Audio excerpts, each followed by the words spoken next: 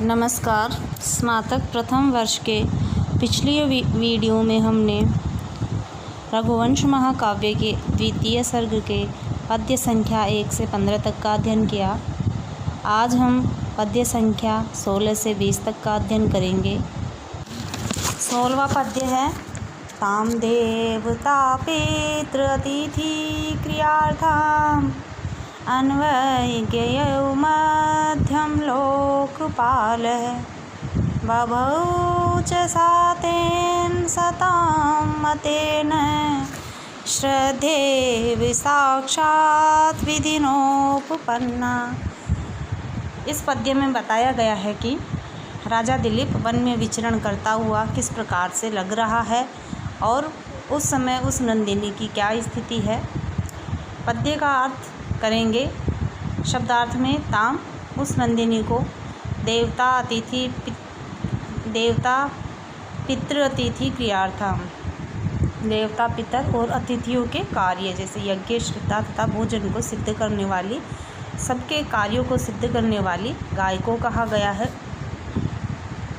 अनवग पीछे पीछे ययौ चलने लगे, ऐसी गाय के पीछे चलने लगे। मध्यम लोकपाल है जगत की रक्षा करने वाला राजा दिलीप। मध्य भवय मध्यम है मध्यमश्च चौ लोकश्च मध्यम लोक है, अर्थात मध्यम लोक आया है पृथ्वी के लिए।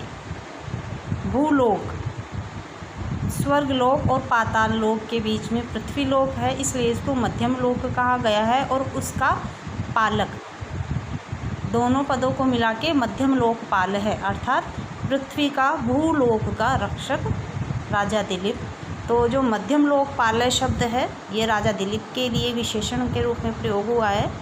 बभौ शोभित होने लगा, च और सा और वह धेनु, तेन उस राजा दिलीप के द्वारा, सताम मतेन सज्जनों के द्वारा पूजित, श्रद्धायु आस्तिक बुद्धि के समान, साक्षात प्रत्यक्ष विधिना विधान या अनुष्ठान से उपपन्ना युक्त होती हुई।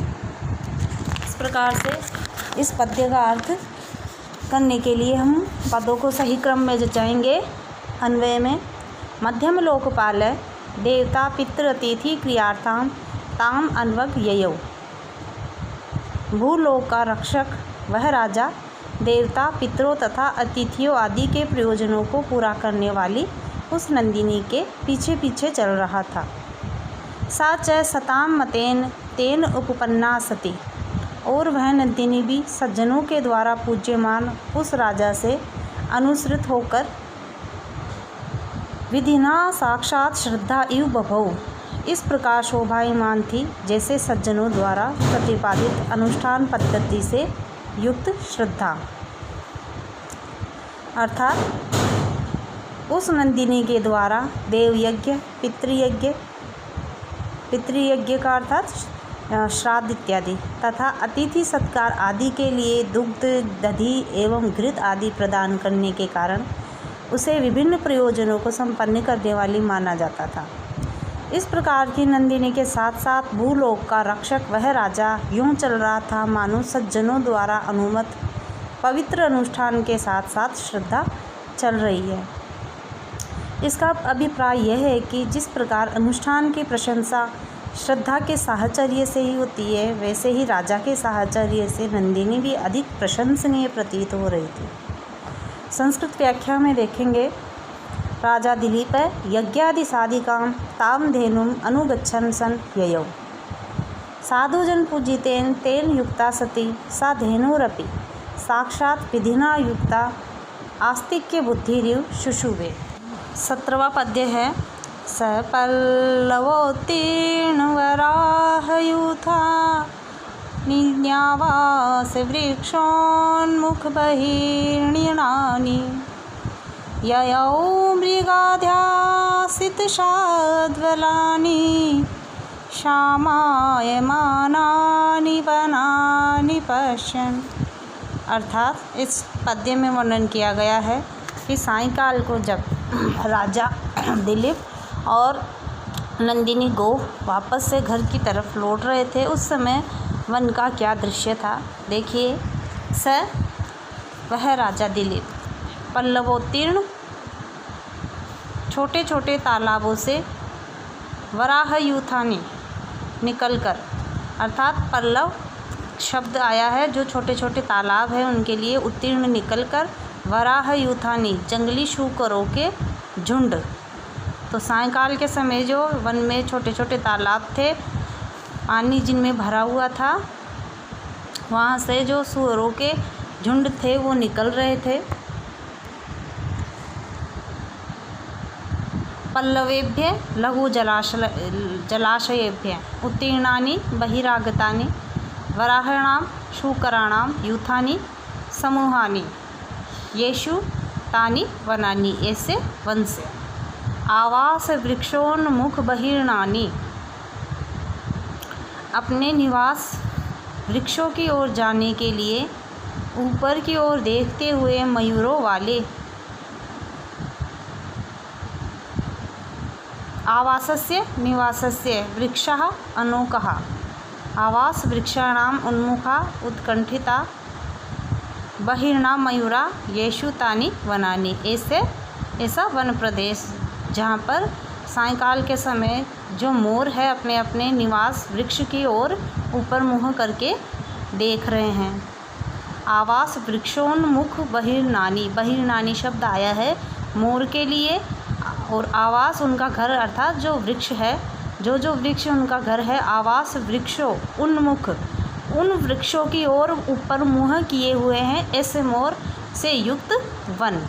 ययौ गया, मृगाध्यासित शाद्वलानी, हरिण जिन पर बैठे हुए हैं, ऐसी हरी घासों वाले।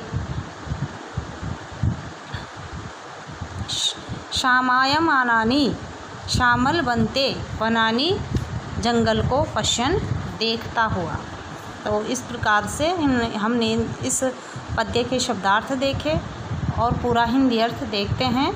अन्वय में स पल्लवोत्तीर्ण वराहयूथानि आवास वृक्षोन्मुख बहिर्णानि, दोनों जो शब्द है ये वन के विशेषण के रूप में आए हैं। मृगाध्यासित शाद्वलानी, और ये तीसरा शब्द भी कि ऐसी मृगाध्यासित शाद्वलानी अर्थात ऐसा हरी हरी घास जिन पर हरिण बैठे हुए हैं।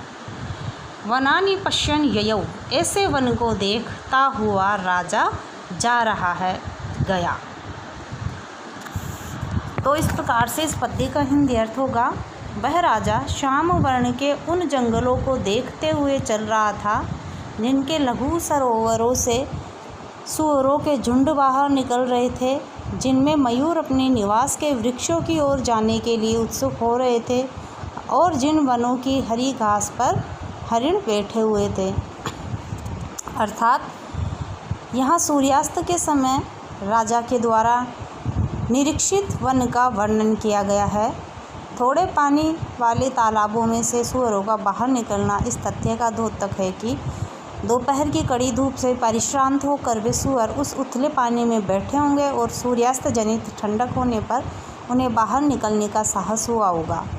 इसी प्रकार मयूर भी दिन भर तो वन में इधर उधर अपने भक्ष्य का प्रबंध करते रहे होंगे और संध्या काल होने पर उन वृक्षों की ओर उड़ चले थे जहाँ वे रात को बसेरा करते थे। वन की हरी घास पर हरिणों का बैठना दिन भर की भाग दौड़ की थकान दूर करने का द्योतक है। इस प्रकार वन तथा वन्य प्राणियों के क्रियाकलाप को देखने से राजा दिलीप का पर्याप्त मनोरंजन हुआ होगा, यह कल्पना सहजी की जा सकती है। संस्कृत व्याख्या में स्वल्प जलाशयेभ्य शूकरकुलानि निस्सरन्ति, येषु च निज निवास वृक्षान् प्रति मयूरा उन्मुखा सन्ति, येषु च मृगाः हरित घासेषु उपविशन्ति, तानि श्यामि भूतानि वनानि पश्यन् स राजा दिलीप वशिष्ठ आश्रमं प्रति जगाम। 18वां पद्य है। आपीन भारोद्वहन प्रयत्नात् दृष्टि गुरुत्वात् पपुषो नरेन्द्रः, उभावलञ्चक्रतुरञ्चिताभ्यां तपोवनावृत्तिपथं गताभ्याम। अर्थात इस पद्य में राजा दिलीप और जो नंदिनी गो है किस गति से वापस घर की तरफ लौट रहे थे, इसका वर्णन किया गया है। आपीन भारोद्वहन प्रयत्नात्, दूध भरे स्तनों का भार वहन करने के प्रयत्न के कारण। दृष्टि, एक बार ब्याही गई गो। गुरुत्वात्, शरीर की मोटाई के कारण, देह के भारी होने के कारण। वपुष है, शरीर के। नरेंद्र है, राजा दिलीप। उभौ, वे दोनों अर्थात नंदिनी और दिलीप। अलंग चक्रतु, सुशोभित हुए। अंचिताभ्याम, सुंदरिया आकर्षित बने। तपोवनावृत्ति पथम, तपोवन लौटने के मार्ग को। गताभ्याम, गमन करने से। अन्वय में दृष्टि आपीन भारोद्वहन प्रयत्नात्, वह गाय। आपीन भारोद्वहन प्रयत्नात्, नरेंद्र है, वपुष है, गुरुत्वात्। उभौ अंचिताभ्याम, गताभ्याम, तपोवनावृत्ति पथम, अलंचक्रतु, अर्थात एक बार की प्रसूता वह नंदिनी तो पुष्टयन के भार को ढोने के प्रयत्न के कारण और राजा दिलीप निज शरीर की स्थूलता के कारण मंद मंद आकर्षक गति से चलते हुए तपोवन की ओर लौटने के मार्ग को अलंकृत कर रहे थे। अर्थात इस पद्य में नंदिनी तथा दिलीप की मंद गति का वर्णन किया गया है।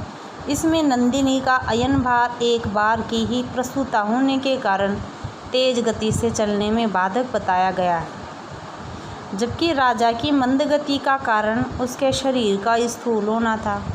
इससे स्पष्ट यह है कि राजा उन दिनों परिश्रम की बजाय आराम करता था, जिससे उसके शरीर में चर्बी बढ़ गई होगी।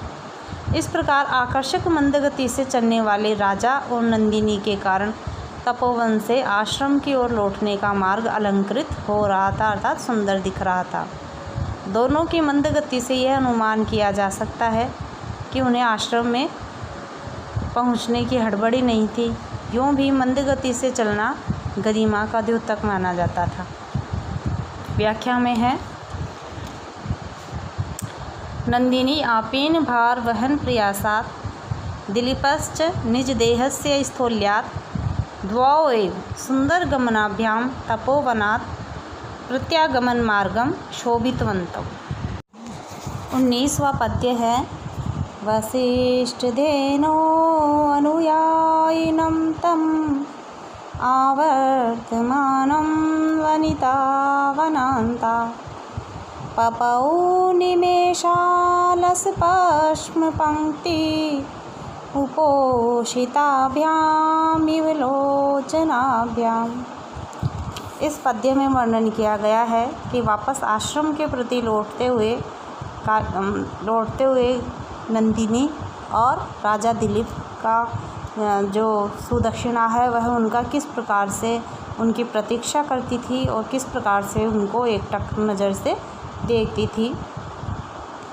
शब्दार्थ है, वशिष्ठ धेनो, मुनि वशिष्ठ की गौ नंदिनी के, अनुयायिनम तम, ऐसे उस अनुयायी अनुचर राजा को, आवर्तमानम लौटते हुए, वनिता, वनिता रानी सुदक्षिणा, ये स्त्री का पर्यायवाची है, तो राजा की स्त्री के विषय में यहाँ पे रानी सुदक्षिणा के लिए आया है। वनांतात, वनभूमि से। पपौ, पीने लगी। निमेषालस पश्म पंक्ति, बिना पलक झपकाए, निमेष बिना पलक झपकाए, टकटकी लगाकर। निमेषे अक्षिणी मिलिने, अलसा आलस्य युक्ता, पक्ष्मणा नयनो लोमनाम पंक्ति रेखा यस्या, अर्थात पलकों को बिना झपकाए सा निनिमेषा सती। उपोषिताभ्याम एव, उपवास किए हुए के समान, लोचनाभ्याम दोनों नेत्रों से। अन्वय में वनिता निमेषालस पक्ष्म पंक्तिम सती वशिष्ठ धेनो अनुयायिनम वनांतात आवर्तमानम तम उपोषिताभ्याम इव लोचनाभ्याम पपौ। अर्थात राजा दिलीप और नंदिनी धेनु अर्थात राजा की पत्नी सुदक्षिणा ने निर्निमेष दृष्टि से बिना पलक झपकाए आँखों से वशिष्ठ मुनि के गो के पीछे पीछे वन के प्रांत भाग से लौटते हुए उस राजा को उपवास किए हुए नेत्रों से देखा। अर्थात जब दोनों गो और राजा सुबह जाते थे, उसके बाद में रानी उनको शाम को ही देखती थी, इसलिए उसके नेत्र जैसे उपवास किए हुए हो तो बिना पलक झपकाए दोनों को देखती रहती थी। विस्तार से इसका अर्थ समझते हैं। वन से गो के पीछे पीछे आने वाले राजा को उसकी पत्नी सुदक्षिणा ने अपलक नेत्रों से देखा। सारे दिन वह राजा को देख नहीं सकी थी, अतः उसके नयन एक प्रकार का उपवास करते रहे थे। सायंकाल के समय राजा को लौटते देखकर उसके नयनों ने अपना उपवास तोड़ दिया और बिना पलक झपकाए उसको देखने लगे, जिससे कि दिन भर न देख सकने की कमी दूर हो जाए। संस्कृत व्याख्या में देखेंगे, यथा कश्चित कृतोपवासः अतितृष्णया मुहुः जलं पीत्वापि तृप्तिं न प्राप्नोति तथैव सुदक्षिणा वनात् प्रत्यागच्छन्तं राजानम् अतितृष्णया निनिमेषाभ्यां नेत्राभ्यां ददर्श। 20वां पद्य है। पुरस्कृता वर्त्मनि पार्थिवेन प्रत्युद्गता पार्थिवधर्मपत्न्या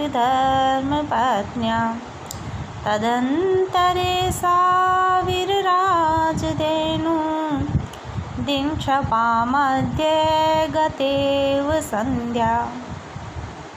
देखिए, कालिदास ने इस पद्य में उपमा का बहुत ही सुंदर वर्णन किया है। इस पद्य में बताया है कि जब सायंकाल को गाय और गाय के पीछे राजा, इस प्रकार से सायंकाल की स्थिति में जब वो दोनों लौटते थे तो कैसा एकदम से कैसी स्थिति बनती थी। शब्दार्थ में देखेंगे। पहले पुरस्कृता, पुरः कृता, पुरः मतलब आगे, आगे करके लाई हुई, तो अगवानी करके लाई हुई, आगे करके। वर्तमनी मार्ग में, पार्थिवेन राजा दिलीप के द्वारा, पार्थिव शब्द आता है राजा के लिए। प्रत्युद्गता आगे बढ़कर स्वागत की गई, अग्रे आगत्य सम्मुखीकृता। पार्थिव धर्म पत्नियाँ राजा की पत्नी सुदक्षिणा द्वारा, तो अर्थात गाय के लिए आया है कि राजा उसका अनुसरण करता हुआ आ रहा है, गाय आगे है राजा पीछे, और उन दोनों के स्वागत करने के लिए सामने राजा की धर्मपत्नी सुदक्षिणा खड़ी है। तदंतरे उन दोनों के मध्य सा वह धेनु नंदिनी वीरराज सुशोभित हुई। कैसे? दिन क्षपा मध्य गता, दिन और रात के बीच विद्यमान, दिनम च क्षपा च रात्रिश्च इति दिनक्षपे तयोर मध्य गता स्थिता इव समार संध्या सायंकाल। अर्थ करने के लिए हम इसका अन्वय करेंगे। वर्तमनि पार्थिवेन पुरस्कृता पार्थिव धर्म पत्न्या प्रत्युद्गता च सा धेनु तदंतरे दिन क्षपा मध्य गता संध्येव वीरराज। अर्थात मार्ग में राजा के आगे आगे चल रही, वर्तमनी मार्ग में पार्थिवेन राजा के द्वारा पुरस्कृता आगे आगे चल रही, और पार्थिव धर्म पत्नियाँ प्रत्युद्गता च, और राजा की धर्म पत्नी सुदक्षिणा द्वारा आगे बढ़कर स्वागत की गई। सा धेनु तदंतरे वह गौ नंदिनी उन दोनों के बीच, दिन क्षपा मध्य गता संध्येव दिन और रात्रि के बीच में जैसे संध्या होती है, उन दोनों के बीच में संध्या के समान संध्येव वीरराज सुशोभित हुई। अर्थात वह नंदिनी राजा के आगे आगे चल रही थी, राजा उसके पीछे पीछे आ रहा था। तभी सुदक्षिणा ने आगे बढ़कर गौ का स्वागत किया। इस प्रकार गौ उस राजा तथा उसकी पत्नी सुदक्षिणा के मध्य खड़ी थी। उस समय उसकी शोभा दिन तथा रात्रि के मध्य में स्थित संध्या के समान प्रतीत हो रही थी। यहाँ राजा को दिन के समान, रानी को पूर्णिमा की रात्रि के समान और गो को संध्या के समान बताया गया है। गो का रंग संध्या काल के समान होने से यह तुलना अत्यंत स्वाभाविक बन पड़ रही है, क्योंकि तेजस्विता के कारण राजा की तुलना दिन से की गई है, जबकि चांदनी रात के साथ रानी की तुलना भी पूर्णतः संगत है। संस्कृत व्याख्या में देखेंगे, यदा नंदिनीम अग्रतः कृत्वा दिलीपो वसिष्ठाश्रमं प्राप्त तदा दिलीपानुगम्यमानां तां धेनुम् आनेतुं सुदक्षिणा प्रत्युद्ययौ। तस्मिन् काले सुदक्षिणा दिलीपयो मध्ये गता नंदिनी ईषत् रक्तवर्णतया दिनक्षपा मध्ये गता संध्या इव शुशुभे।